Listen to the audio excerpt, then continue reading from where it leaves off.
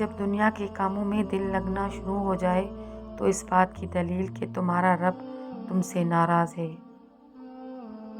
خدا کو بھول گئے لوگ فکر روزی میں، رزق کا خیال ہے رازق کا نہیں۔ اذان فجر ایسا الارم ہے جو قسمت والوں کو ہی بیدار کرتا ہے۔ لوگ تمہیں بدنام کرنے کے لیے لاکھ کوشش کریں، لیکن یاد رکھنا عزت ذلت صرف اللہ کے ہاتھ میں ہے۔ سادگی سے زندگی بسر کرنے سے انسان خود بھی سکون میں رہتا ہے اور خدا بھی اس بندے سے راضی ہوتا ہے۔ خدا کو نہیں چاہیے تیرے ماتھے کا محراب، اے انسان بس اس کی مخلوق کا خیال کر۔ افسوسناک بات یہ ہے کہ ہم نیکی اس وقت کرتے ہیں جب برائی کی قابل نہیں رہتے۔ کبھی کبھی عبادتیں نہیں ندامتیں قبول ہو جاتی ہیں۔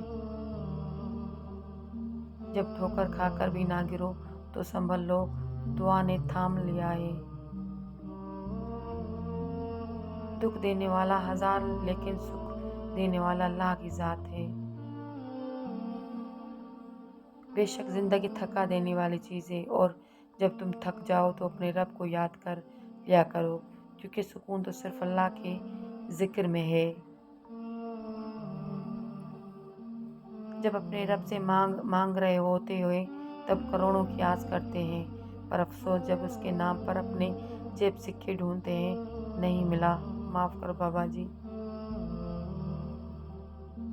گناہوں کو آسان سمجھنے سے پرہیز کرو، کیونکہ گناہ تمہیں دنیا میں ذلت و خواری کا لباس پہنا دے گے اور آخرت میں خدا کی غضب کا لباس پہنا دے گی۔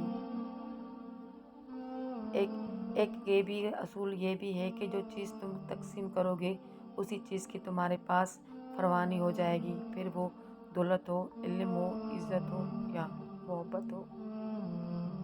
مجھے شیطان کو برا کہنے کی فرصت کہاں ملتی ہے؟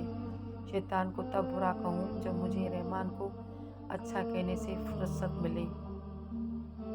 عقل کی کروڑوں دلیل اللہ سے ایک گناہ بھی معاف نہیں کروا سکتی، لیکن ندامت کا ایک آنسو زندگی بھر کی گناہ معاف کروا سکتا ہے۔ مجھے کسی سے کوئی امید نہیں سوائے اللہ کی ذات کے، وہی میرا رب ہے، وہی میرا سب ہے۔ اگر کوئی تم کو صرف اپنی ضرورت کے وقت یاد کرتا ہے تو وہ پریشان مت ہونا، بلکہ فخر کرنا کہ اس کو اندھیروں میں روشنی کی کرن میں تم نظر آئے ہو۔